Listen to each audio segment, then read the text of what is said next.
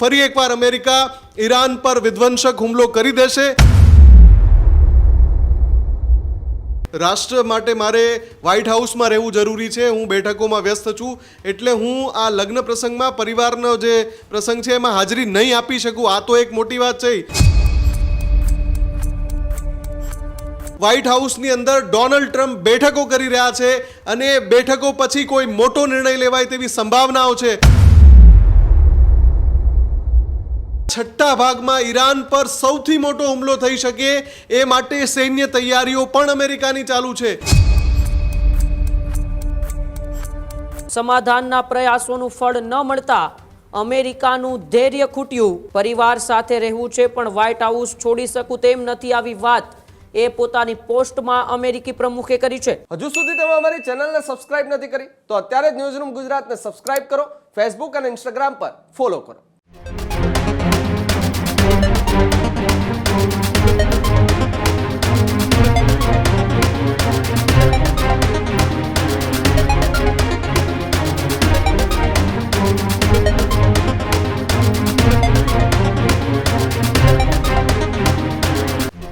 સમાચારોમાં આગળ વાત કરીએ તો સમાચાર વૈશ્વિક પરિસ્થિતિને લઈને સામે આવી રહ્યા છે, જ્યાં ઈરાન અને અમેરિકા વચ્ચે ફરી એક વખત તણાવ વધી શકે છે। ભારે તણાવ વચ્ચે યુએસ હવે ઈરાન પર ત્રાટકે તેવા એંધાણ। સમાધાનના પ્રયાસોનું ફળ ન મળતા અમેરિકાનું ધૈર્ય ખૂટ્યું। ડોનાલ્ડ ટ્રમ્પ લગાતાર વ્હાઇટ હાઉસમાં બેઠકો કરી રહ્યા છે। ટ્રમ્પે તણાવભરી સ્થિતિનો સંકેત આપતી ટ્રુથ પર પોસ્ટ પણ કરી છે। પરિવાર સાથે રહેવું છે પણ વ્હાઇટ હાઉસ છોડી શકું તેમ નથી, આવી વાત એ પોતાની પોસ્ટમાં અમેરિકી પ્રમુખે કરી છે। છેક છેલ્લી ઘડી સુધી ટેબલ પર આવવાના પ્રયાસો થઈ રહ્યા છે તો બીજી તરફ એટલી જ તેજ ગતિએ હુમલો અમેરિકી સેના કરશે। ડોનાલ્ડ ટ્રમ્પ સતત બેઠકો કરીને પરિસ્થિતિનો તાગ પણ મેળવી રહ્યા છે।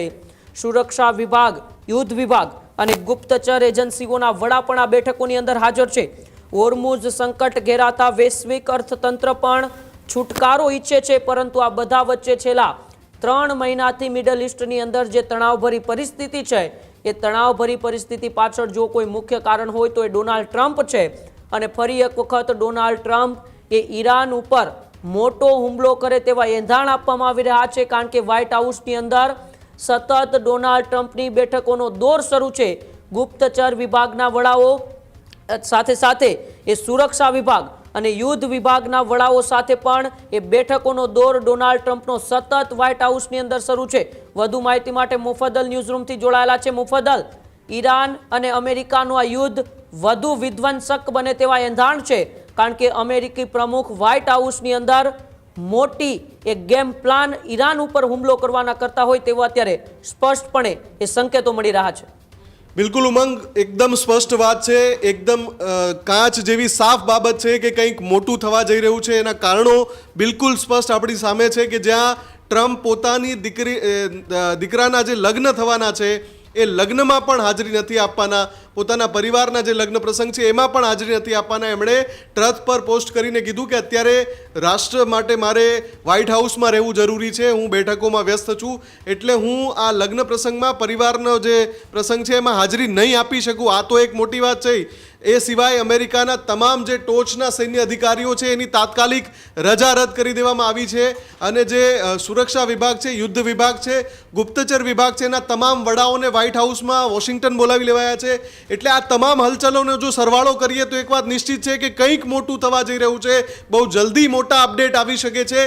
લગાતાર વ્હાઇટ હાઉસની અંદર ડોનાલ્ડ ટ્રમ્પ બેઠકો કરી રહ્યા છે અને બેઠકો પછી કોઈ મોટો નિર્ણય લેવાય તેવી સંભાવનાઓ છે।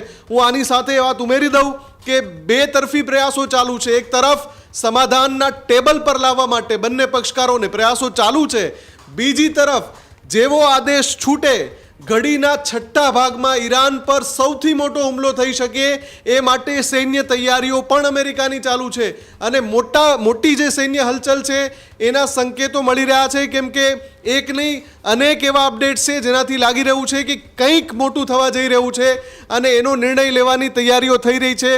ટ્રમ્પ એમાં સતત વ્યસ્ત છે. ટ્રમ્પ ટ્રક પર પણ પોસ્ટ મૂકીને કહી રહ્યા છે અને આ વખતે એમણે ઈરાનનું નામ નથી લખ્યું એટલે કે હલચલ મોટી થઈ રહી છે, પણ એ પોસ્ટમાં એમણે કહ્યું છે કે મારે અત્યારે વોશિંગ્ટનમાં રહેવું જરૂરી છે. બીજી બાજુ જે અહેવાલો આવી રહ્યા છે કે સૈન્યના તમામ ટોચના અધિકારીઓની રજા રદ કરી દેવાય, તાત્કાલિક એમને એમનું જે ફરજ પરની સ્થળ છે ત્યાં પહોંચવા માટે આદેશ કરાયા છે. આ બધાની વચ્ચે લગાતાર ઈરાન પણ કહી રહ્યું છે કે તમે જો હુમલો કરશો તો IRGC સંપૂર્ણપણે તૈયાર છે વળતો જવાબ આપવા માટે. એટલે કે ફરી એકવાર મિડલ ઇસ્ટમાં સ્થિતિ વણશે, ફરી એકવાર મિડલ ઇસ્ટમાં તણાવ સર્જાય અને ખૂબ મોટું યુદ્ધ થાય તેવી સંભાવના છે. આપણે આશા રાખીએ કે આવું કશું જ ના થાય, પહેલાં સમાધાનના ટેબલ પર આવે, કેમ કે આનાથી આખી દુનિયાને સમસ્યા છે, આખી દુનિયાને તકલીફ છે. વૈશ્વિક અર્થતંત્ર કટોકટીની અંદર કટોકટીની ગર્તામાં ધકેલાઈ રહ્યું છે અને આ સમજાવવાવાળું ટ્રમ્પને કોઈ નથી અને એટલા માટે જ ટ્રમ્પ મનસ્વી નિર્ણયો કરી રહ્યા છે. છેક છેલ્લી ઘડી સુધી સમાધાનના પ્રયાસોમાં પણ કોઈ પરિણામ નથી મળી રહ્યું. ઈરાન એટલે કે તહેરાન જે ઈરાનની રાજધાની છે ત્યાં પણ મોટી માત્રામાં હલચલ જોવા મળી રહી છે. ત્યાં પણ બેઠકોનો દોર લગાતાર ચાલુ છે. પાકિસ્તાનના જે મંત્રી છે એ પણ તહેરાનમાં છેલ્લા એક સપ્તાહમાં 2 વાર પહોંચ્યા હતા, એટલે ત્યાં પણ લગાતાર બેઠકો ચાલુ છે. બેકડોર ચેનલથી સમાધાન માટેનો મુસદ્દો તૈયાર કરવાની વાત છે, કેમ કે એક ડ્રાફ્ટ રેડી થાય જેના પર પછી બંને દેશો બેઠે કે ચલો પોઈન્ટ 1 હવે આમાં તમારો પક્ષ કહો અને અમારો પક્ષ આ છે. એ રીતનો મુસદ્દો જ તૈયાર નથી થઈ રહ્યો અને એટલા માટે જેમ સમય પસાર થઈ રહ્યો છે એમ આ ચિંતા ઘેરી બનતી જઈ રહી છે કે શું ફરી એકવાર અમેરિકા ઈરાન પર વિધ્વંસક હુમલો કરી દેશે. આમાં આપણે એ ના ભૂલવું જોઈએ કે ઇઝરાયેલે પણ દબાણ ખૂબ વધાર્યું છે અમેરિકા પર. નેતન્યાહુએ ફોન કરીને ટ્રમ્પને કહ્યું છે કે ઈરાન પર હુમલા ચાલુ કરી દો, હવે આટલો બધો સમય આપવાની જરૂર નથી. એવા સમયે કે જ્યારે ઈરાનનો એક જે રિપોર્ટ આવી રહ્યો છે કે ઈરાને ફરી એકવાર ડ્રોનનું ઉત્પાદન ખૂબ વધારી દીધું છે, મિસાઇલનું ઉત્પાદન ખૂબ વધારી દીધું છે, પોતાના તમામ લોન્ચ પેડ છે એ સજ્જ કરી દીધા છે, મિસાઇલ તૈયાર કરવાના કારખાના છે એને પણ ફરીથી ઊભા કરી દીધા છે.